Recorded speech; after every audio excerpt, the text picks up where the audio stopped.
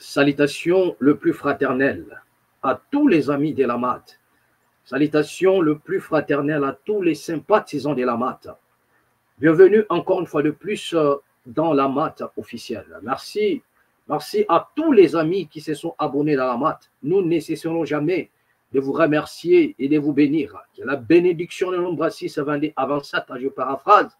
C'est ainsi vous mettrez mon nom sur mon peuple et je le bénirai.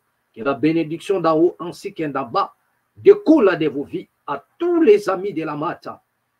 Plein succès à vos entreprises, plein succès à vos familles, plein succès. Et cela vous arrive et nous les prononçons, nous les proclamons. Nous les déclarons en même temps. Merci. Et à tous les amis qui vont penser à nous rejoindre dans la grande famille La MAT officielle, vous êtes le bienvenu, vous êtes la bienvenue dans la MAT officielle. Abonnez-vous, venez nous rejoindre, une manière pour vous de soutenir notre jeune chaîne. Merci à tous les amis qui nous écrivent, à tous ceux-là qui nous appellent. Merci. Nous sommes là à votre service, nous sommes là pour vous servir. À tous ceux qui sont à ce net moment, au son de ma voix, partagez la vidéo, mettez des j'aime et des cœurs. Abonnez-vous surtout dans la MAT officielle. Merci. Une fois de plus encore, merci à tous les amis qui nous ont appelés. Il y en a quelques amis qui nous ont appelés du côté de Washington. Vous voyez, donc nous avons largement partagé. Merci beaucoup. Voilà, ça me va droit au cœur. Merci. Donc, abonnez-vous dans la MAT officielle. C'est la moindre des choses que nous pourrions peut-être vous le demander. Nous vous demandons humblement de bien vouloir vous abonner. Merci beaucoup. Et bien aimé, aujourd'hui encore, nous allons partager. Nous avons pas mal de sujets à donner aujourd'hui. Nous allons parler, nous allons juste, en passant, parler de l'absence du chef de l'État. Le président Félix Tshisekedi, vous voyez, c'est un sujet, voilà, et ça parle à gauche, ça parle à droite. Vous voyez, nous allons parler de ça. Ensuite, nous allons vous montrer ici quelques esprits éclairés déjà de la RDC. Nous pensions que c'était fini. Ça en était fini pour nous. Mais non, il y a encore de l'espoir. De la même manière, le sol et le sous-sol de la RDC continuent à créer des scandales dans le monde. De la même manière, dans les ressources humaines, la RDC continue à nous surprendre. Cela veut dire qu'il y a encore de l'espoir. Il y a encore de l'espoir. Il y a une écriture qui dit, lorsque élu les Tishibites, c'était caché, soi-disant que tous les prophètes étaient morts. Mais Dieu lui a dit ceci. Dieu lui dit, il y en a encore à 7000 qui n'ont pas encore réfléchi les genoux devant Baal. Il y en a encore à 7000 qui n'ont pas encore réfléchi. Donc, il y a encore dans le réserve de la RDC quelques esprits éclairés qui vont peut-être monter à puissance à demain, qui vont peut-être créer de nouveaux paradigmes demain. Mais nous allons voir ça ici. Après, nous allons, c'est-à-dire c'est autour de cette thématique-là, en partant de l'absence du chef de l'État jusqu'à la situation de la RDC. C'est-à-dire que nous allons un peu dépasser quelques points. Voilà. Mais la question que nous nous posons ici, avant de vous balancer une vidéo, le président de la République n'est pas là, il n'est pas au pays jusque-là. Et les gens s'interrogent. Où est donc à passer le chef de l'État? Où est donc passé le président Félix Antoine Tshisekedi? Mais moi, je dis ceci. Si le président ne se fait pas voir, si notre président est absent, et on se pose tous la question, les Congolais se posent la question, car c'est légitime de chercher le chef de l'État. Voilà. Ça, ce n'est pas un secret de Polichinelle lorsqu'un président de la République n'est pas. C'est comme un père de famille qui a quitté sa maison et il est parti Les enfants ou bien sa femme et ses enfants l'ont vu partir. Mais il est parti pour revenir. Mais après quelques jours, on ne connaît ni la destination de là où il était. Déjà, il est sorti sans pour autant dire à la famille où il est parti. Moi, je crois que tout ce que la famille va penser, c'est que le papa est parti pour ne pas traîner. C'est-à-dire qu'il va revenir. Mais lorsque nous comptons déjà des jours, donc ça devient inquiétant. Donc nous avons de quoi à se poser la question. Donc c'est légitime pour les Congolais de se poser la question de savoir où est donc passé le chef de l'État. Ce n'est pas un secret des polichinelles. Donc il est légitime aux Congolais de chercher le chef de l'État, de se poser la question, dès lors que ceux qui sont censés donner l'information ou bien nous dire où se trouve le président ne l'ont pas fait. Donc les Congolais sont dans la pleine légitimité de se demander où est donc passé le chef de l'État ou encore qu'est-ce qui lui est arrivé. Voilà. Donc, je crois bien que chercher le chef de l'État, c'est poser la question où est donc passé le chef de l'État. Ce n'est pas un faux bruit aussi. Voilà, c'est légitime. Mais moi, j'aimerais vous donner une piste ici. Vous cherchez le chef de l'État et vous ne les trouvez pas. Mais vous avez des dadis qui nous parlent de géolocalisation. Allez-y les consulter et demandez à tous ces pseudo-dadis où est donc passé le chef de l'État. Si les services compétents ne peuvent pas nous le dire, ou bien eux aussi ne savent pas où est passé le chef de l'État, demandez à ceux-là qui vous parlent de la géolocalisation. Vous avez des pseudo-prophètes qui vous parlent de géolocalisation. Je prends l'exemple de ce monsieur Joël Tatou. C'est infiltré de Joël Tatou. Il vous parle de géolocalisation. Mais allez-y voir Joël Tatou. Toi qui parles de géolocalisation, localise-nous un peu le chef de l'État pour que nous puissions nous calmer et dites-nous si le président est en vie. Dites-nous quel est l'état de notre président. Est-ce qu'il est en bonne santé ou bien il est dérangé par la maladie, il est rongé par la maladie ou bien il est quelque part en train de se reposer. Donc, la géolocalisation des tatous ne lui montre pas seulement un frère et une sœur dans un hôtel. Encore faudrait savoir quel est son problème si un frère et une sœur se retrouvaient dans une chambre d'hôtel. Moi, je crois que nous avons toujours assisté à ces spectacles-là. Donc, il est temps maintenant que vous puissiez faire un peu la part des choses. Parce que vous êtes un prophète. Utilisez votre géolocalisation. Comme ça, vous pouvez apaiser les esprits. Vous pouvez apaiser les Congolais en leur disant non, calmez-vous. Le président se retrouve à ce net moment dans tel endroit. Ou bien le président est dérangé par la maladie. Il se repose un peu. Ou bien il est sous, voilà. Il prend des soins dans un coin quelque part. Dites-nous cela. Mais aucun des pseudo-pasteurs là. Il y en a même ceux qui c'est-à-dire qui quittent leur corps pour aller. Allez-y demander à Espérance Mbakadi de vous dire où est donc passé le chef de l'État. Parce que lui, il en a l'habitude de quitter son corps et partir même à midi, même en plein soleil, même le matin, à n'importe quel moment. Il peut sortir et aller retrouver d'autres personnes. Et curieusement, il se croise avec d'autres personnes, même le membre de sa famille, même ses amis. Quand il se déplace, il laisse son corps, mais il part. C'est-à-dire, il apparaît ailleurs et il croise ses amis. Il parle. Donc, est-ce que Mbakadi ne peut pas sortir un peu pour aller voir le président et nous dire quel est son état? Demandez un peu à tous ces gens. C'est-à-dire que si le pays est hypnotisé, si le pays est bloqué, personne n'arrive à connaître là où est passé le président. Donc, nous avons des géolocalisateurs qui sont là dans la nation congolaise.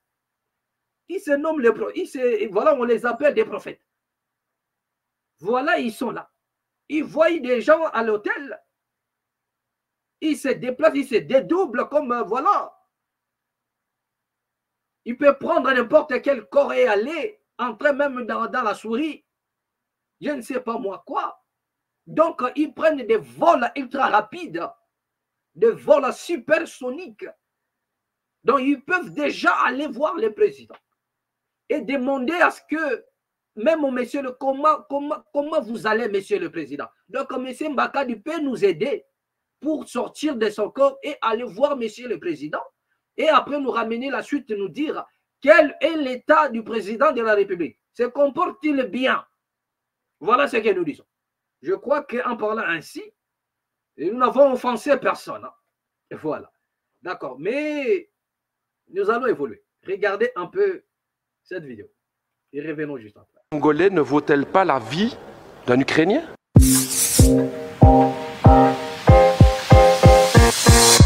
Madame la ministre des Affaires étrangères du Royaume de Belgique, je vous interpelle sur la situation dramatique du peuple congolais. Je pose la question, pourquoi la Belgique n'intervient pas? Pourquoi la Belgique n'intervient pas pour aider la tragédie du peuple congolais à l'est du Congo? 5,4 millions de morts, des centaines de milliers de déplacés, 1 million de réfugiés à Goma, et une responsabilité écrasante qui pointe du doigt le Rwanda présent à l'est du Congo avec son armée. Et que fait la Belgique? Rien. Rien. Comment est-ce possible? Quand la Russie envahit l'Ukraine, à juste titre, c'est la condamnation. Ce sont les sanctions, ce sont les livraisons d'armes à l'Ukraine, mais quand il s'agit de la République démocratique du Congo, rien. On n'aide pas. La vie d'un Congolais ne vaut-elle pas la vie d'un Ukrainien? La vie d'une Congolaise ne vaut pas la vie d'une Ukrainienne? C'est la question que tous les peuples d'Afrique se posent. Pourquoi ce 2 poids 2 mesures? Qu'est-ce qui se passe dans la politique belge aujourd'hui? Alors je vais vous le dire, Madame la Ministre, non seulement la Belgique ne fait rien, non seulement les États-Unis ne font rien, mais je vais me dire plus. Hier encore, l'Union européenne a signé un accord avec le Rwanda. Un accord sur quoi? La gestion durable des matières premières. Nous y sommes. Le coltan, le cobalt, le nickel, le diamant, le cuivre. Voilà la raison pour laquelle la Belgique n'intervient pas. Business. C'est l'argent. C'est ce que mes amis congolais me disaient. J'ai travaillé 2 ans à Kinshasa. Et ils me disaient, Raoul, ce qui se passe en fait avec le Congo, c'est ça, c'est que notre sous-sol est plein de richesses et que l'Occident regarde pour se faire de l'argent, parce que ce deal avec le Rwanda, soyons clairs, c'est pas du Rwanda que viennent les diamants, c'est pas du Rwanda que vient le cobalt et tout, tout ça vient de l'Est du Congo. J'ai envie de dire à tous mes camarades congolais et à l'ensemble des peuples africains, on le voit aujourd'hui, les puissances occidentales ne pensent pas à votre bonheur, elles ne pensent qu'à une seule chose, c'est l'exploitation de votre sous-sol. Vous pouvez aujourd'hui, vous pouvez croire à vos propres forces. J'ai envie de dire, moi, au peuple congolais, pensez à cette pensée de Patrice Emery Lumumba, cette force du Congo, justement. Pensez à Kwame Nkrumah, justement, le panafricanisme qui doit être là. Pensez à Thomas Sankara, qui disait clairement, effectivement, que les peuples africains peuvent prendre leur destinée en main. Ne comptez pas sur les gouvernements occidentaux pour vous soutenir, mais par contre, les peuples d'Europe sont à vos côtés, les peuples africains, pour vos combats, pour une vraie indépendance économique et démocratique. Voilà, d'accord. Donc, bien-aimés, vous venez de suivre une intervention si brillante de ces députés. Vous venez de le suivre. Vous avez écouté de vos propres oreilles.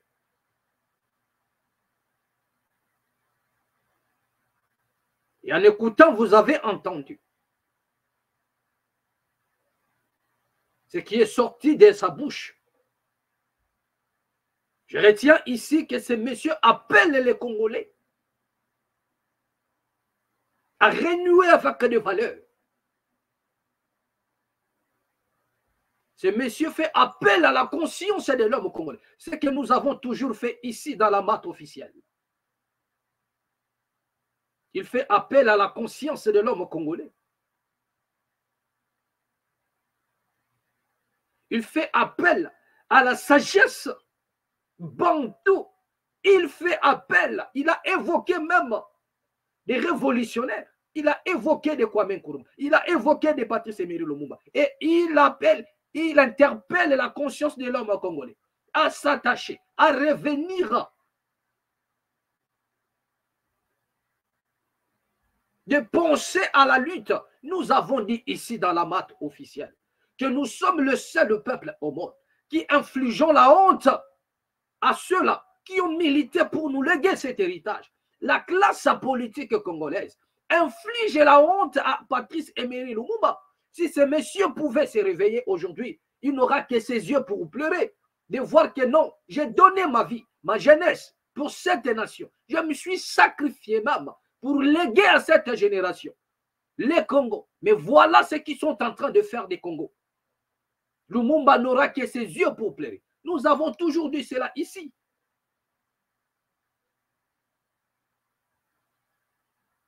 Nous infligeons la honte, nous crachons sur leur mémoire, la mémoire de nos ancêtres, la mémoire de ceux-là qui ont lutté sur le plan politique, la mémoire de ceux-là qui ont relevé la colonne vertébrale spirituelle du Congo RDC. Nous crachons sur leur mémoire, mais ce monsieur a donné un coup d'éclat. C'est-à-dire que c'est une trompette qu'il a eu à sonner.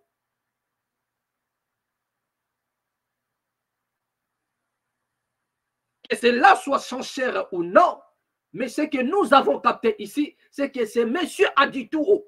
C'est que d'autres pays, c'est que d'autres peuples ne disent jamais, c'est que d'autres États européens ne disent jamais. D'autres nations européennes ne disent jamais. Et ce monsieur a dit tout haut, mais ce n'est pas la première fois. Nous avons toujours, nous le disons chaque fois dans la malle. Bien-aimé, si toi tu ne t'élèves pas pour changer des choses, les choses ne changeront pas non plus. Dieu a donné à nos ancêtres le Congo. Et nos ancêtres nous ont légué cet héritage. Et c'était au prix de leur vie. Ils ont versé les sangs pour empêcher à ce que cet héritage soit hypothéqué. Si ces ancêtres-là n'avaient pas livré la bataille, si ces ancêtres-là n'avaient pas résisté, toi et moi, nous ne serons pas appelés Congolais. Vous n'aurez pas le Congo. Si ces gens-là n'avaient pas livré la bataille.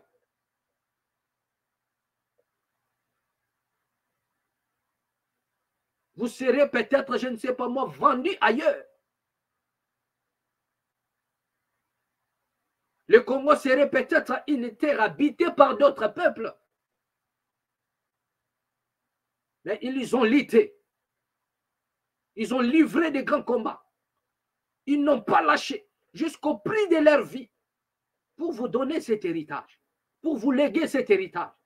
Et à votre tour, vous avez tout hypothéqué. Donc, vous vous en foutez de tout. Le monsieur ici donne un coup d'éclat. Mais est-ce que cela résonne dans le cerveau? Est-ce que cela résonne dans la conscience de l'homme congolais? Ou bien c'est le ndombolo qui résonne dans la conscience de l'homme congolais? Parce que je vous ai dit autrefois, à l'heure actuelle, maintenant, à l'heure où je suis en train de vous parler, ce qui passe dans l'esprit de l'homme congolais, bien aimé, ce sont des concerts. Les musiciens qui vont jouer, mais l'état de la nation ne leur dit absolument rien. Donc, il dort avec une pensée. Comment je vais faire pour m'y rendre dans ces concerts? Comment je vais faire pour me procurer un billet? Comment je vais faire pour acheter une tenue? Il y en a même d'autres qui pensent à aller voler ça. Ils vont même pas chier, ils vont aller voler des tenues pour aller dans un concert. C'est tout ce qui passe dans la tête de l'homme congolais, maintenant et actuellement. Un peuple moribond. Un peuple moribond. Voilà ce que j'ai dit.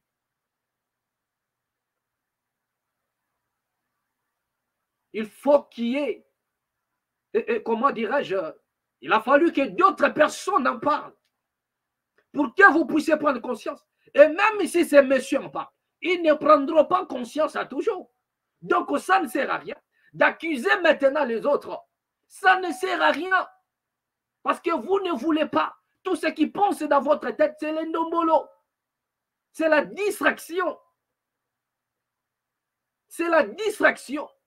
Il y en a d'autres qui entendent que Jésus puisse venir à tuer les Rwandais. Que Jésus vienne. Moi, je vous ai dit, si les prières que vous faites là a de l'impact à la nation, mais pourquoi Kagame ne meurt pas? Parce que c'est lui qui est considéré comme étant l'ennemi du Congo. Mais ne pensez pas que Kagame va mourir parce que toi, tu as prié. Il va mourir à son temps. Déjà, il a vieilli. Il a beaucoup travaillé pour le Rwanda. Donc, si M. Kagame meurt aujourd'hui, ce n'est pas les prières des Congolais. Parce que vous allez voir que si aujourd'hui, demain ou après-demain, nous ne souhaitons pas sa mort, mais il va partir un bon jour. Mais demain ou après-demain, si M. Kagame meurt, vous entendrez certains Congolais dont la tête ne fonctionne pas. Ils vont commencer à dire que non, Dieu a frappé Kagame. Il y en a d'autres qui vont dire même le pharaon est tombé. Donc, c'est comme ça. Ils vont dire que non, Kagame. C'est-à-dire que Dieu attendait jusqu'à ce que Kagame puisse s'affaiblir, vieillir au pouvoir et les tuer. Pourquoi n'a-t-il pas tué Kagame pendant qu'il avait la force, sa vigueur? C'est maintenant là qu'il va tuer Kagame. Après avoir infligé le châtiment sur le Congolais, après Dieu va le tuer. Mais ça ne sert à rien ça. Donc vous allez voir d'autres personnes, ils vous diront que non, Dieu a tué Kagame. Alors que non, le monsieur a beaucoup travaillé, son temps est venu, il est parti. Il est parti. Qui est donc cet homme-là qui est mort par rapport aux prières de l'homme congolais? Qui? Parce que vous ne comprenez que dalle. Vous ne comprenez rien du tout. Tous ceux qui se sont levés pour maltraiter les Congolais ont eu à finir leur mission tranquillement. Tranquillement. Et tranquillement. Parce que vous ne voulez pas comprendre qu'il y a la part de l'homme. Dieu vous a donné. Je vous ai donné un exemple simple ici. On vous paye votre salaire et vous arrivez quelque part, un voleur vous pique votre salaire. Donc vous allez encore crier le nom de votre patron. Patron, on m'a volé. Mais attends, mais même le patron vous dira que vous êtes bête. On vous vole et vous voyez le voleur. Au lieu de le poursuivre, vous criez le nom de votre patron. Patron, on m'a volé mon salaire. Donc, que voulez-vous que le patron... C'est-à-dire que le patron va encore vous dire, revenez, je vais encore vous repayer à nouveau. Vous êtes malade. Vous êtes malade. Vous êtes malade encore pour la troisième fois.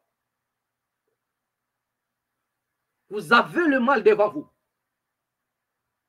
Vous avez le mal devant vous. Au lieu de vous organiser, de vous lever pour combattre le mal, donc vous appelez Jésus. Que Jésus vienne le faire à votre place. Voilà moi un peuple hypnotisé, moribond. Raison pour laquelle on ne nous respecte pas. La raison pour laquelle nous ne sommes pas respectés. Même chez nos voisins, des pays qui ne font même pas les poids. Mais vous n'êtes pas respectés. Pourquoi? Parce que vous êtes des inconscients. Un peuple inconscient et piétiné. Un peuple inconscient et manipulé. Un peuple inconscient et chassé de sa terre. À chaque fois, nous vous le disons. Et voilà, ce monsieur donne un coup d'éclat. C'est une tonnerre. C'est une trompette encore. Il a sonné, il a retenté une trompette à nouveau pour interpeller l'homme congolais en leur disant ceci. Est-ce que ce monsieur vous a dit d'aller prier Dieu? Mais qu'est-ce qu'il vous a dit?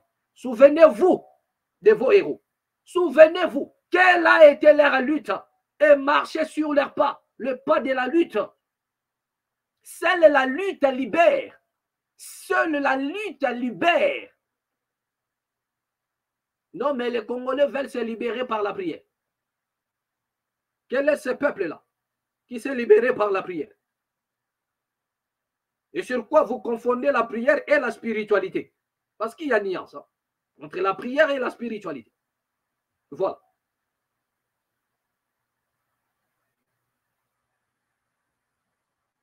Ils veulent se libérer par la prière, abandonner la lutte et se livrer à la distraction.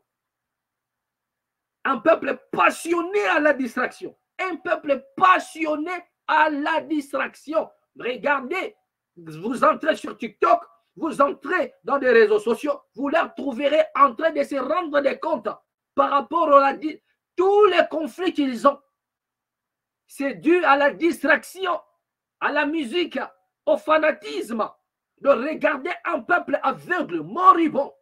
Entrez sur TikTok, entrez dans les réseaux sociaux, sur YouTube, vous le verrez en train de se clasher, de s'insulter entre eux. Mais quelle est donc la source de leur conflit? C'est la distraction. La distraction leur pousse à saillir eux-mêmes. Ils sont en train de saillir entre eux. Ils sont en train de s'entretuer entre eux. de s'insulter entre eux, de se faire du mal entre eux, pour cause d'une distraction. La distraction. Un homme, un peuple passionné, passionné, passionné, je dis bien passionné à la distraction. Mais quel genre de peuple? Ce monsieur a dit, la Belgique qui regarde. Mais vous voulez que la Belgique fasse quoi? La Belgique va regarder. Mais regardez le cas du Rwanda. Nous vous avons parlé du génocide. Mais est-ce que les Occidentaux impliqués dans le génocide du Rwanda regardent? Lorsque les Rwandais parlent, tous les pays impliqués écoutent. Tous les pays impliqués écoutent ce que le Rwanda dit. Personne ne regarde. Vous avez vu le 30e anniversaire du Rwanda, du génocide. Vous avez vu l'implication de la communauté internationale. Vous avez vu comment est-ce que ces gens-là sont venus. Vous avez vu comment est-ce que ces dirigeants-là ils sont venus. Vous avez vu comment est-ce que ces gens-là honorent et personne n'ose poser un démenti par rapport à ces génocides-là. Personne.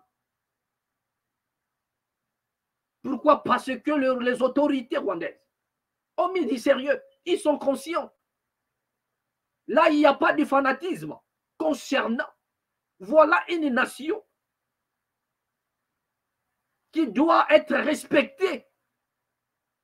Voilà une nation qui doit être respectée. C'est-à-dire qu'elle a conscience. Un peuple conscient, des dirigeants conscients.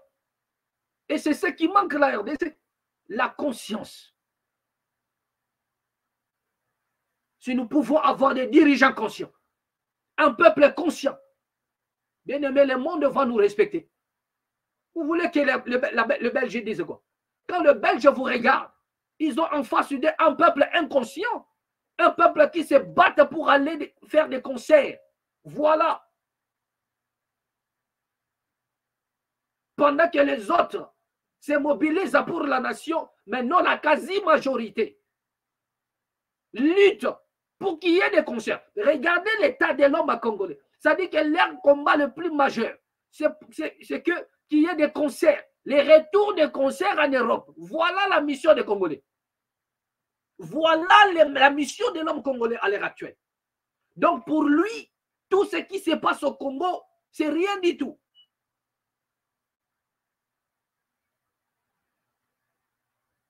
Mais vous le verrez dans les réseaux sociaux. C'est-à-dire que leur souhait, c'est qu'il y ait des concerts en Europe. Aucune vision pour sa nation. Il est découpé, déconnecté. Déconnecté.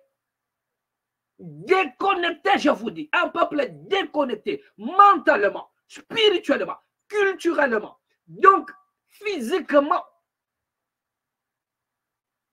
Là où les Congolais se mobilisent, c'est pour qu'il y ait les retours de concerts en Europe. Voilà leur mobilisation. Voilà ce qui passe dans leur conscience. Ça, c'est quel genre de peuple? C'est quel genre de peuple? Nous avons dit autrefois, lorsqu'un pays est attaqué, mais c'est la nation, c'est le peuple qui est attaqué. Lorsque la famine frappe une nation, mais c'est le peuple qui est frappé par la famine. Parce que les dirigeants, ils sont à l'abri, ils mangent à leur faim. Leurs enfants, même lorsqu'on parle de la crise mondiale, croyez-vous qu'il manque le céréal dans la maison de vos dirigeants? Croyez-vous qu'il manque de l'huile dans la maison de vos dirigeants? Croyez-vous qu'il manque à manger dans la maison de vos dirigeants? Mais au contraire, lorsqu'il y a crise, ils bloquent tout pour eux. Donc, c'est vous qui êtes frappé par la crise, c'est vous qui êtes frappé par la famine, mais vous ne comprenez rien. Donc, cela veut dire quoi? Lorsqu'il y a crise, c'est le peuple qui est touché. Donc, par conséquent, lorsqu'il y a un petit souci, donc c'est le peuple qui doit s'élever pour changer des choses. Sans quoi, tu seras perdant. C'est toi le perdant. C'est toi là, toi qui me suis là. C'est toi le perdant. Mais peut-être pas aujourd'hui, tu vas le constater. Mais demain ou après-demain, tu n'auras que tes yeux pour pleurer. Voilà. Tu n'auras que tes deux yeux pour pleurer. Peut-être pas maintenant, mais l'avenir te l'apprendra avec des larmes aux yeux. C'est là où tu comprendras. C'est là où tu comprendras où était liée une partie de toi. Parce que tu ne peux pas t'ignorer même à toi-même. C'est-à-dire un peuple qui s'ignore même à lui-même. Il s'ignore même à lui-même. Il s'ignore. Il ne sait pas où est donc attaché son cordon ombilical. Il ne le sait pas.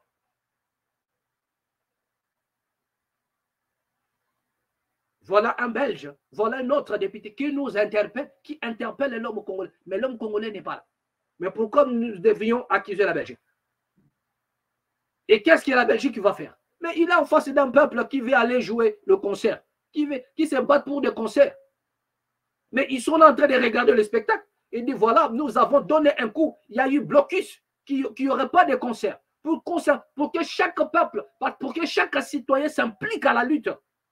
Mais les Occidentaux ont dit, voilà le peuple qui a compris. Donc, le plus grand combat, c'était c'est-à-dire de casser cette barrière. Ils ont compris que non. Si les Congolais disent non au concert, cela veut dire qu'il fait un pas vers l'avant, un pas vers la conscience, un pas vers la prise de conscience. Donc, par conséquent, nous devrions tout faire. Vous avez vu la manière dont la France a tout fait au travers Emmanuel Macron, pour qu'il y ait des concerts, pour qu'un homme puisse jouer ici. Vous avez vu. Mais comment est-ce qu'un État peut s'impliquer au moment où d'autres n'en veulent pas? Ça veut dire que vous n'avez pas le droit de réfléchir. Vous n'avez pas le droit d'avoir la prise de conscience. Vous devriez danser. Vous devriez danser. Il faut danser. Il faut aller au concert et laissez-nous le Congo, laissez la nation congolaise danser, allez-y danser. Mais personne ne comprend jusque-là. Mais que fera la Belgique? La Belgique va vous regarder. Vous êtes un peuple inconscient. Ce n'est pas la Belgique qui viendra vous faire cadeau. Non. La Belgique aussi, il est là pour ses intérêts. Donc, dès lors que vous ne comprenez que dalle, la Belgique ne viendra pas pour vous dire réveillez-vous. Non, au contraire, elle va vous dire dormez encore. Dormez encore. On ne doit pas manger que des frites ici. On a besoin de toutes ces matières premières. On a besoin de ça.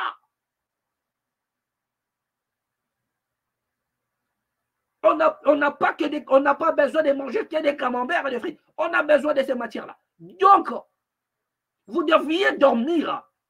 C'est tout ce que la Belgique pourra vous dire. Mais si vous vous levez pour donner un signal fort au monde, c'est alors que vous serez respecté.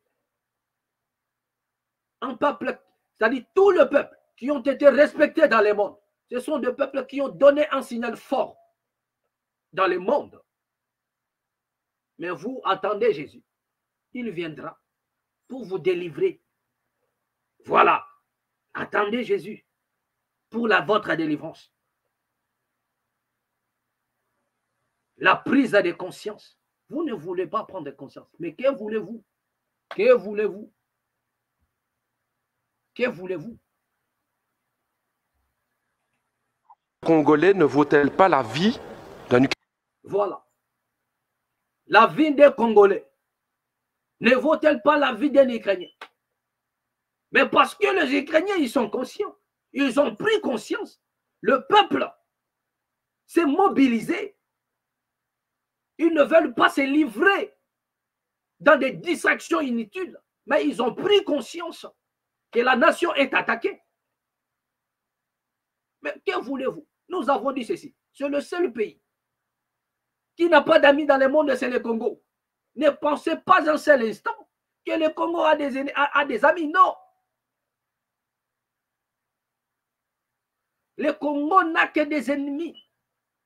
Et si les ennemis sont trop forts, le Congo n'a que des personnes, c'est-à-dire qui ont besoin de la richesse. Le chef de l'État a signé des accords avec voilà, il y a des partenaires, des forces qui sont descendues au Congo. Dites-moi, donnez-moi le nom d'un seul rebelle qui a été capturé par toutes ces forces-là. Donc, ils ne veulent même pas. C'est-à-dire ils descendent au Congo. Non pour mourir à la place des Congolais. Non, ils ne peuvent pas. Et les Congolais ne comprennent pas. Donc, ils viennent pour leurs intérêts. Ils disent que non, nous allons vous sécuriser. Mais ils ne vont pas mourir pour vous. Ils cherchent aussi à s'implanter quelque part pour, comment dire, soutirer des matières premières. Et pourquoi l'homme congolais ne peut pas comprendre ça?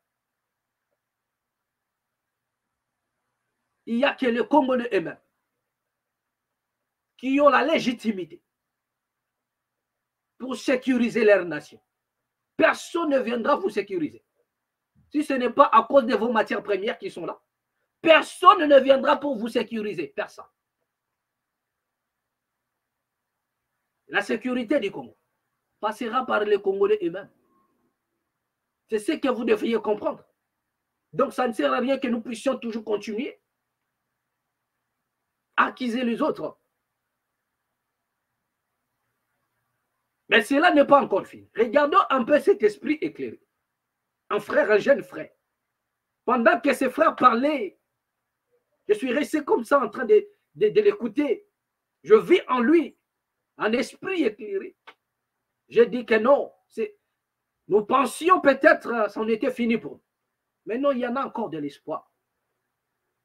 Il y en a encore 7000 qui n'ont pas encore réfléchi les genoux. Il y en a encore une génération montante.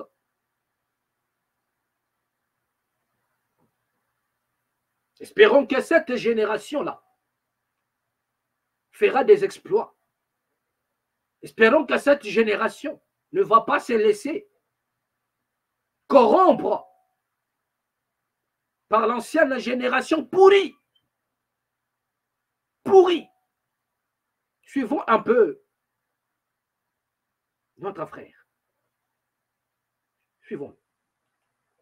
Occasion de saluer le courage politique du gouvernement nigérien qui a souverainement et librement décidé de mettre à la porte l'armée criminelle américaine. Pendant qu'au pays de Lumumba, nous avons un président qui mouille le maillot d'un voyage à un autre pour convaincre les Américains à lâcher Kagame, pour convaincre les Américains à sanctionner Paul Kagame, alors que ces Américains sont les véritables agresseurs de son pays. Quelle honte pour le pays de Lumumba. Quelle humiliation pour tous ces millions de morts que le Congo pleure jusqu'aujourd'hui.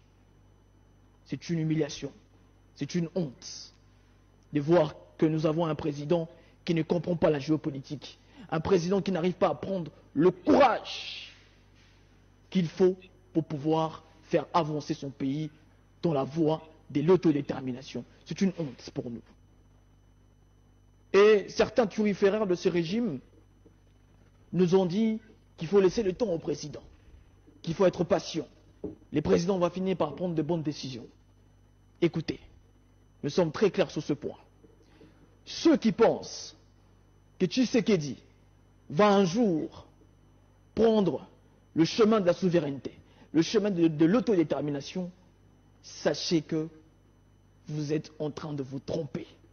Sachez que vous êtes tombé sur le bon nègre de maison. Le bon nègre de maison qui pense qu'il faut mendier l'empathie des Américains. Le bon nègre de maison qui pense qu'il faut mendier la pitié du maître de la plantation. Tshisekedi n'est pas de l'école d'Ibrahim Traoré. Tshisekedi n'est pas de l'école d'Assimi Goïta. Tshisekedi n'est pas de l'école du valeureux général Tiani. Tshisekedi n'est pas de l'école de Kémy Seba. Tshisekedi n'est pas de l'école de Nathalie Yom. Tshisekedi n'est pas de l'école de Franklin Yamsi. Il est plutôt de l'école d'Alassane Draman Ouattara. Il est plutôt de l'école de Macky Sall. Il est plutôt de l'école de Patrice Talon. Ceux qui pensent qu'il faut se soumettre à l'Occident, ceux qui pensent que la politique internationale se résume à Washington, se résume à Paris, se résume à Bruxelles. C'est déplorable. C'est déplorable. Et il est temps que le peuple puisse prendre ses responsabilités. Lorsque vous êtes dans un pays où les dirigeants n'arrivent pas à prendre les décisions qu'il faut, le peuple doit se prendre en charge. C'est d'ailleurs la devise de notre mouvement, ce que les élites ne font pas pour le peuple doit le faire lui-même. Le peuple le fera lui-même. Les ancêtres en parlaient. Et d'ailleurs, je vais revenir sur un point qui me semble très important, puisque beaucoup de gens nous posent la question pour savoir si on a peur. On est très clair sur ce point-là. Nous, on n'a peur de personne. Et d'ailleurs, je le dis une fois, que tout celui ou toute celle qui décide de se battre pour la libération de ce pays, pour se battre pour la souveraineté de ce pays, pour se battre pour que ce pays puisse retrouver la stabilité, sachez qu'il est automatiquement soutenu, protégé par ces millions de morts que le Congo a perdus depuis 1885. Vous êtes protégés par eux. N'ayez peur de personne. Les cris de ces millions de morts, les cris de ces femmes violées nous protègent, nous sécurisent. Nous avons peur de personne. Les ancêtres nous protègent. C'est très important de prendre en compte ces points. Les ancêtres ont parlé et les très hauts veillent sur nous. Ils finiront par comprendre. Voilà. Les ancêtres ont parlé. C'était ça, le dernier mot de notre frère. Les ancêtres ont parlé. Mais nous avons l'habitude de vous le dire ici dans la matte officielle. Que ceux qui ont des oreilles entendent ce que l'Esprit dit. Ceux qui ont des oreilles entendent ce que l'Esprit dit. Voilà ce que nous avons toujours dit ici dans la matte officielle. Regardez un peu une sortie médiatique si brillante de notre frère. Une sortie médiatique puissante. Une sortie médiatique très très puissante de notre frère. Pendant que cet homme a parlé, je me suis senti dans sa peau. J'ai dit voilà.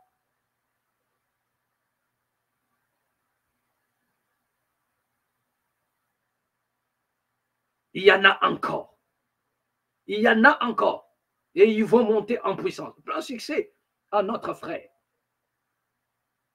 Plein succès à notre frère. Mais je crois que partout où vous êtes, pour ceux-là qui ont suivi cette vidéo, qui ont écouté notre frère a parlé, vous avez senti l'écho de l'âme de vos ancêtres au travers de son discours, au travers de son intervention. Vous avez senti l'écho de l'âme de nos frères qui tombent à nuit et jour injustement.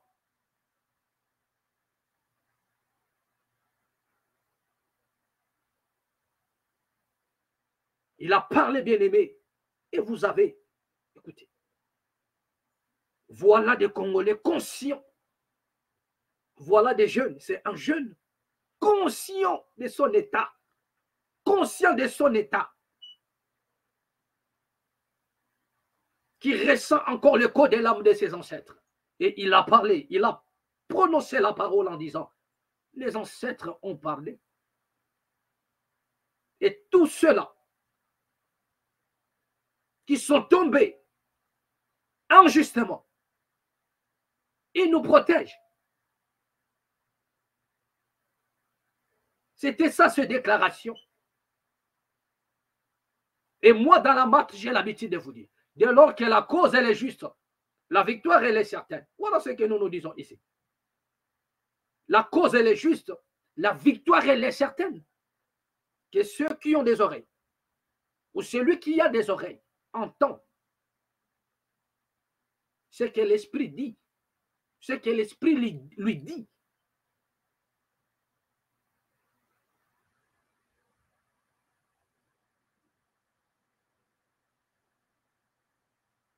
Notre frère a donné un tempo. Il a frappé fort. Mais nous disons ceci. Nous savons tous que le chef de l'État est sorti de l'école d'un grand homme. Moi, je ne le mets pas dans le jubessière de Alassane Ouattara, non. Mais en premier lieu, je le reconnais dans l'école d'Étienne Tshisekedi. Peu n'importe ce que les gens peuvent reprocher au fait Étienne Tshisekedi, mais il a réussi à emballer c'est-à-dire l'ensemble de la République par son discours, Là, je fais allusion au discours d'Étienne Tshisekedi Wamulumba. Je ne fais pas allusion à ce dont certaines personnes révèlent ici en disant il faisait ceci. Non, je ne fais pas allusion à cela d'abord. Mais je parle au discours que Tshisekedi utilisait. Et c'est au travers de son discours qu'il a réussi à emballer la quasi-totalité de la République. C'est la seule personne qui pouvait dire que 3 jours, ville morte, personne ne sort. Et le peuple obéit, personne ne sort. C'est-à-dire qu'il pouvait paralyser la ville. Il pouvait paralyser la ville. Il pouvait dire un mot et le peuple exécute. Donc, ce qui a manqué au président, c'est-à-dire à Tshisekedi le père, de donner seulement les tempos en disant lèvons-nous et finissons avec le Rwanda. C'est la seule déclaration. C'est la seule déclaration que ce monsieur n'a pas eu à tenir durant tout son parcours. Mais chaque Congolais s'est retrouvé en lui. Et si nous pouvons parler des élections, nous les savons tous, pendant, à l'époque où vivaient ces messieurs, si ce n'est pas par la triche électorale, personne ne peut battre Tshisekedi Wamulumba. Ça, nous le savons tous. Personne ne pouvait les battre. Sincèrement parlant, par la voie des urnes, personne ne pouvait le battre. Personne, si ce n'est pas par la tricherie. Et sa victoire serait écrasante. Personne. Pourquoi? Parce que l'ensemble de la République, la population congolaise, s'est retrouvée en lui au travers de ses discours.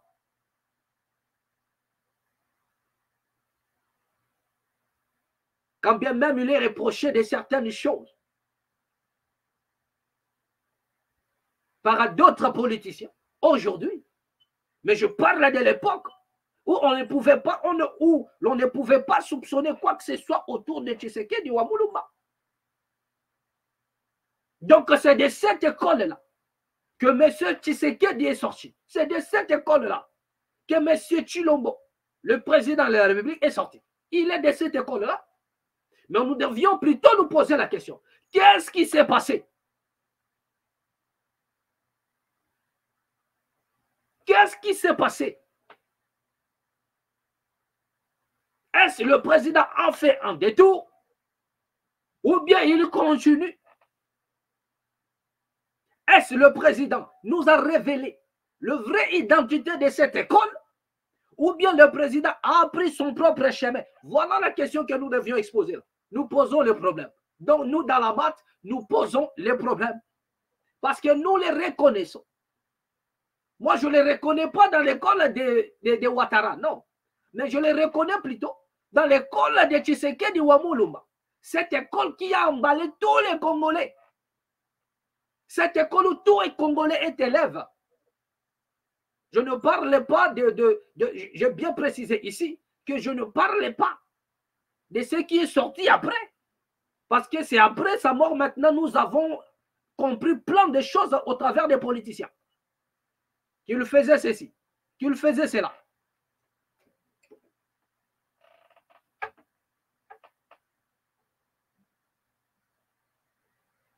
C'est au travers maintenant des politiciens, c'est au travers des politiciens que nous avons compris qu'il y avait plein de choses derrière.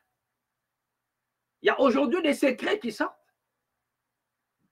Toujours chez les politiciens qui nous disent, voilà ce qu'ils faisaient, voilà ce qui... de plein de trucs. Mais moi, je ne parle pas de ça d'abord. Mais je parle de ce qui a emballé le Congo. Le discours du feu Tshisekedi Wamulumba.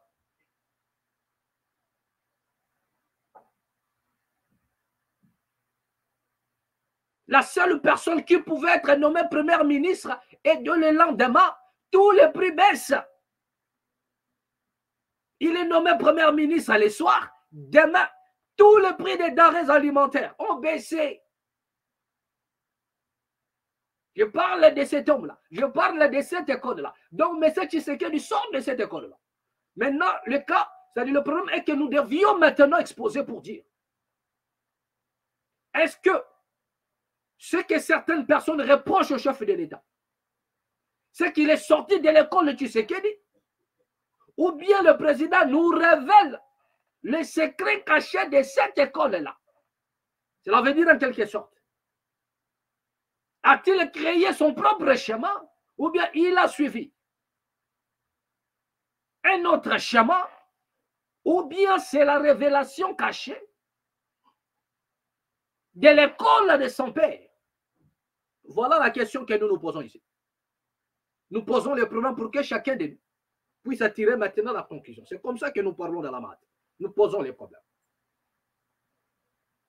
Mais est-ce que l'homme congolais peut être conscient? Nous avons toujours dit, ce n'est pas l'Amérique, ce n'est pas la France, ce n'est pas la Belgique. C'est-à-dire que le Congo a pour ennemi tous les pays du monde. Les preuves sont là. Donc ça ne sert à rien. On ne peut pas aller demander le secours chez des personnes qui soutiennent en même temps nos agresseurs. Quand bien même il s'agit là d'une guerre asymétrique. Non. Je ne dis pas guerre asymétrique. Je dis ici, il s'agit là d'une guerre asymétrique. Voilà. Qu'est-ce que j'ai dit? Attendez, je voulais dire ceci. Il s'agit là d'une guerre par procuration. Voilà ce que je voulais dire.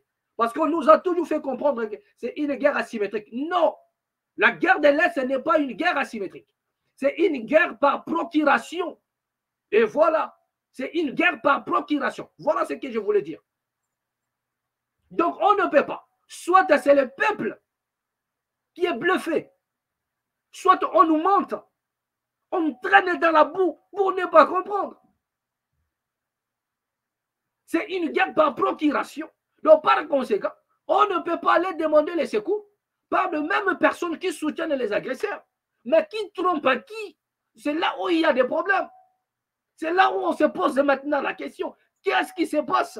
La raison pour laquelle nous retournons du côté du peuple pour dire, levez-vous, prenez conscience. Prenez conscience que la nation va mal. Si tu ne te lèves pas, les choses ne changeront pas non plus. Il s'agit de toi. C'est ta vie qui est visée. Il n'y a aucun enfant d'un homme politique qui s'est réfugié quelque part en RDC. Mais les Congolais sont des réfugiés dans leur propre pays. Pourquoi ne comprenez-vous pas? Le seul pays où l'on trouve des réfugiés, dans le même pays, c'est-à-dire les Congolais est réfugié, non ailleurs, mais dans le même pays, il est réfugié. D'ailleurs, à Kokoufa, moi, si il y a un couple en conflit, il y a un pasteur, il sort, soi-disant un prophète, pour dire que non, parce que vous jetez le trouble, donc Dieu va vous retirer. Regardez-moi des théâtres comme ça. Et il s'est dit prophète. Voilà votre frère là. Votre frère là. Arrêtez un peu vos théâtres.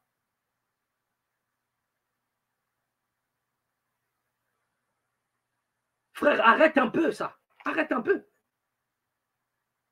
Les conflits de couple, le vagabondage sexuel des gens. Qu'est-ce que Dieu il vient foutre dedans? Ils seront troublés dans leur dissolution. Ils seront pris par leur propre piège. Qu'est-ce que Dieu vient faire là-bas? Donc Dieu va venir retirer quelqu'un parce qu'ils sont en train de se chamailler entre eux, l'affaire des couples, non, les chantres, ils se disputent et Dieu vient dedans. Donc regardez un théâtre national. Et c'est ce que les Congolais ils aiment. Pendant qu'il y en a des choses importantes, pendant qu'il y en a des choses qui touchent à la nation, aucun prophète ne dit mot. Aucun prophète n'en parle. Voilà, le président de la République ne se fait pas voir. Il n'y a pas de gens. Dieu ne dit rien. Donc, il n'y a qu'à faire Mike Kalamai, à faire, je ne sais pas moi, Moïse Mie, à faire, je ne sais pas moi, Peigné. C'est là où Dieu va venir entrer pour commencer à retirer les gens, à tuer les uns, à tuer les autres. Regardez-moi des théâtres comme ça. Donc, c'est là où Dieu va te prononcer. Parce que vous avez joué Je vais retirer. Non, arrêtez un peu ça. C'est votre modèle. Nous avons compris que c'est votre modèle. Donc cela ne marche plus. Arrêtez un peu ce petit jeu-là, un petit théâtre-là. Arrêtez. Arrêtez ça. Nous allons encore revenir sur ça. Nous allons revenir sur ça. Parce que le Congolais est dans le sensationnel. Ça dit que le Congolais est distrait même par ceux qui se disent, je ne sais pas moi, hommes de Dieu. Pendant qu'il y en a des choses hyper importantes qui touchent à la nation. Donc tout ce que Dieu trouve à faire, c'est parler des conflits de Moïse Mbie et de, je ne sais pas moi, Mike Kalabay. En associant Peniel dedans et puis pétage. Donc voilà ce que Dieu trouve bon pour les Congo. Voilà l'occasion pour Dieu de retirer les gens. Mais des grands voleurs des grands chemins qui détruisent l'avenir de cette nation. Ils ne sont pas inquiétés par Dieu. Donc arrêtez un peu vos foutaises là. À un moment donné. Arrêtez de vous moquer du peuple congolais, frère. Arrêtez ça. Arrête ça. Arrête un peu ça. Je dis bien, nous allons revenir sur ça. Nous allons revenir sur ça. Voilà. D'accord. Donc, comme si cela ne suffisait pas, regardez encore. Tolalika Botolamouki, un gangster en pleine ville de Kinshasa. Un gangster. C'est qui ce gangster? Messieurs, vous allez les découvrir. Monsieur Olengankoy, comme un gangster en plein Kinshasa. Regardez vous-même cette vidéo.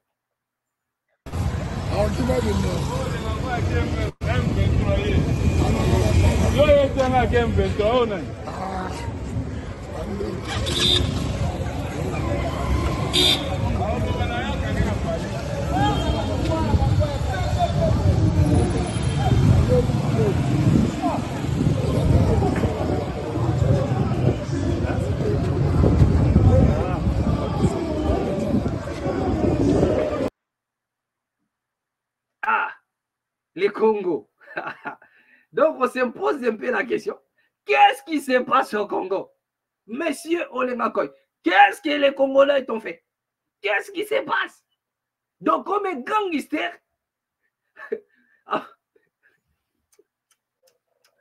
les Congo. C'est monsieur Olengakoy avec ses chiens. Mais regardez comment est-ce que monsieur Olengakoy est en train de tirer ses chiens. Son arsenal de chiens. Hein? Comment on peut dire un troupeau de chiens ou bien un arsenal de chiens? Donc il est là avec, comme un gangster. Il dit, mais attends, ça c'est l'arme. Voilà l'arme, il se balade avec son arme nucléaire ou bien les armes de la destruction massive. On ne comprend plus. Qu'est-ce qui se passe un peu au Congo? Monsieur Lengakoy, quel est le message voudrais-tu faire passer au Congolais ou bien dans le monde? Quel est le message? Regardez comment est-ce qu'il se balade. On ne dit pas qu'il n'a pas droit, il peut se balader avec ses chiens. Mais quand même, monsieur Olengakoy, ça ne se passe pas comme ça. C'est un homme d'État qui est là. Mais regardez ce spectacle. Donc on se pose la question, quel est le message que monsieur Olengakoy veut lancer? Donc c'est un peu ça. Donc on ne comprend plus bien. Il n'y a que lui-même qui sait ce que cela veut dire. Voilà. Donc, monsieur Olengakoy, nous vous aimons tellement. Soyez sur vos apaisements. Donc, voilà. Dès lors qu'on est juste, et voilà, on finit par triompher. Voilà. Donc, vous n'avez pas besoin d'entraîner tout l'arsenal des guerres. Déjà, il n'y a aucun voleur qui va escalader votre muraille. Donc, ne vous en faites pas. Aucun voleur ne viendra chez vous. On a déjà tout vu. On a compris. On a compris le message. Voilà. D'accord. Donc, pour finir, suivons un peu cette vidéo. C'est qu'a été la pluie. Autrefois, à Kinshasa, nous avons toujours signalé ici en disant que lorsqu'il pleut au Congo, lorsqu'il pleut à Kinshasa, bien aimé, c'est les catastrophes. C'est les catastrophes.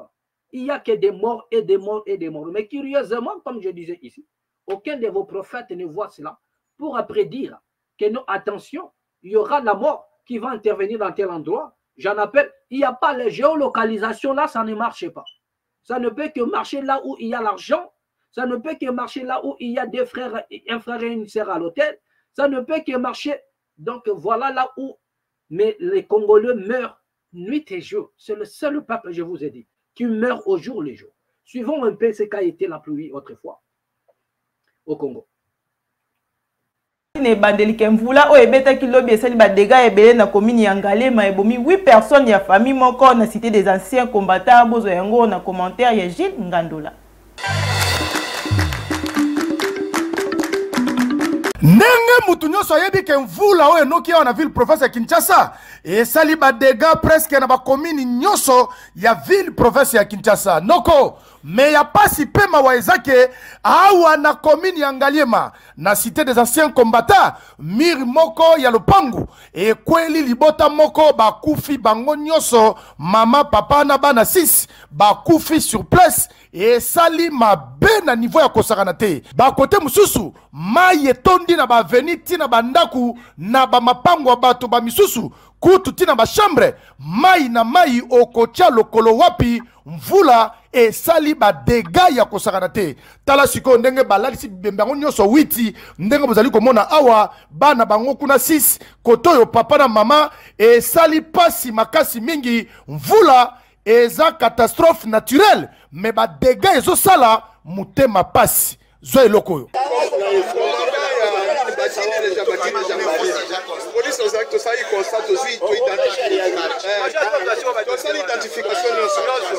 tala lokola toyebi malamu ke mvula ezali catastrophe naturelle il faut kaka tozwaka ba précaution yo muto yebi ke miri ya palin to ya lupangu na yo esala mwa bafante noko lukaka deja ozwa ba disposition yo pe muto vandi pembeni ya ba érosion lukaka deja longwa kote wana parce que mvula tango enokaka esignalaka te ba dégâts nango ezalaka kaka ndenge tomoni boye tala sikoyo perte ya boye 8 personnes mobimba bakufi libota etikali na mawa en tout cas ya boye ete ya batu nyonso oyo bapale eza neti kaka mwa jar o mapango eza neti mwa jar bozwaka deja ba disposition parce que météo alobi bamvula ya minene eza liboso ezali koya o tolobaki te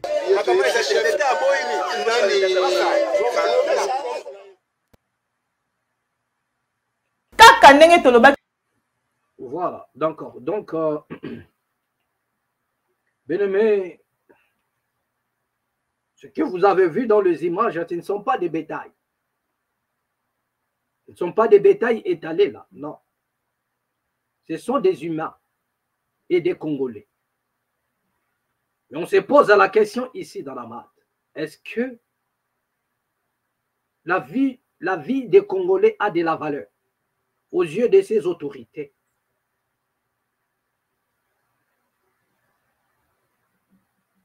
Est-ce que les autorités congolaises considèrent le peuple congolais? La mort au Congo devient comme un spectacle. La vie ne représente plus rien au Congo.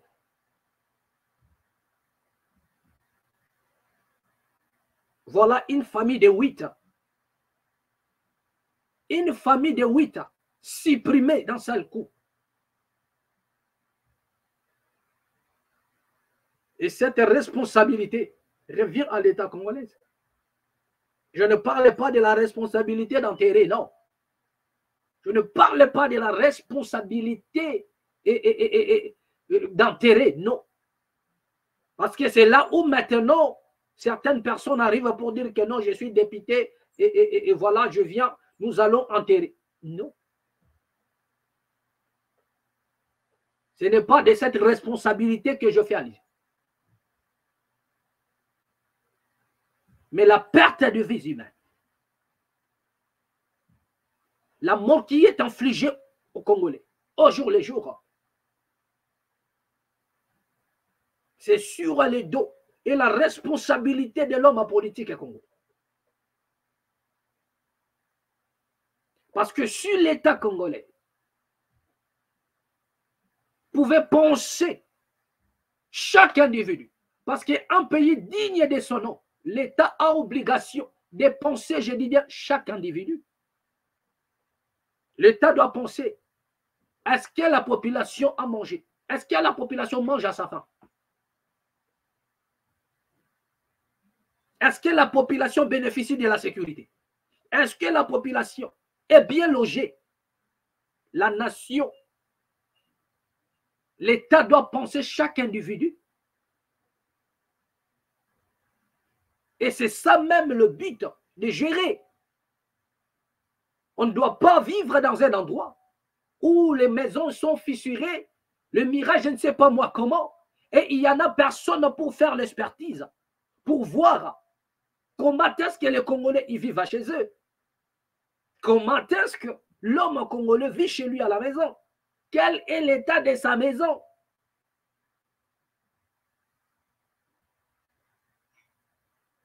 Ce n'est pas aujourd'hui que la pluie a fait des dégâts. Ce n'est pas aujourd'hui que la pluie a tué au Congo.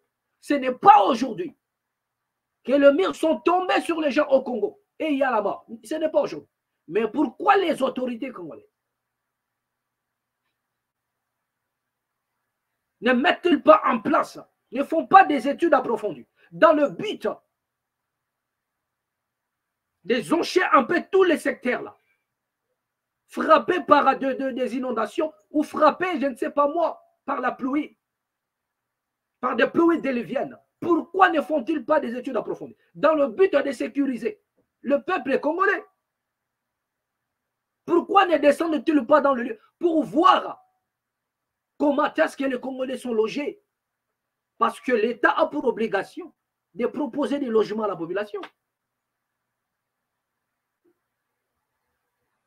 Si l'État ne peut pas créer des logements, mais il peut financer des gens qui ont déjà leur demeure, à améliorer un peu l'État, qui ait des services pour voir quels sont l'état de leurs murs, de leurs clôtures. Parce que ce n'est pas aujourd'hui que nous avons assisté à cela. Non. C'est depuis fort longtemps. Cela ne date pas d'aujourd'hui, où les murs ne font que tomber. Mais tous ces gens-là, ils sont là pourquoi? Les députés qui sont dans ces coins-là, ils font quoi à l'Assemblée nationale? Ils parlent de quoi? Nous savons tous que lorsqu'il y a la pluie, certains Congolais sont victimes par rapport à leur maison. Mais pourquoi il n'y a pas de services? Pour changer un peu cela, nous allons revenir sur ça encore prochainement. Et nous allons en parler. Il faudrait que nos élites se réveillent. Il faudrait que les politiciens se réveillent. Il faudrait que les députés sachent ce qu'ils doivent faire. Ils ne sont pas là pour enterrer des morts, non. Mais mieux vaut prévenir. Même le logement des Congolais, de chaque Congolais, le logement de chaque Congolais revient à la charge de l'État. Nous savons tous qu'au Congo, chacun se débrouille. Et voilà comment il va manger, voilà donc comment il va se vêtir, comment il va dormir. Mais du moins, le minimum, même s'ils n'ont pas à manger. Mais la sécurité dans leur maison, dans leur maisonnette, dans leur logement. Parce qu'il y en a des endroits où, quand vous regardez la manière dont les personnes ils dorment, vous avez, c'est-à-dire que vous allez pleurer. L'État congolais a des moyens de déplacer le peuple pour le mettre dans des sites plus sûrs. Il en a la capacité. Mais où est donc la volonté politique?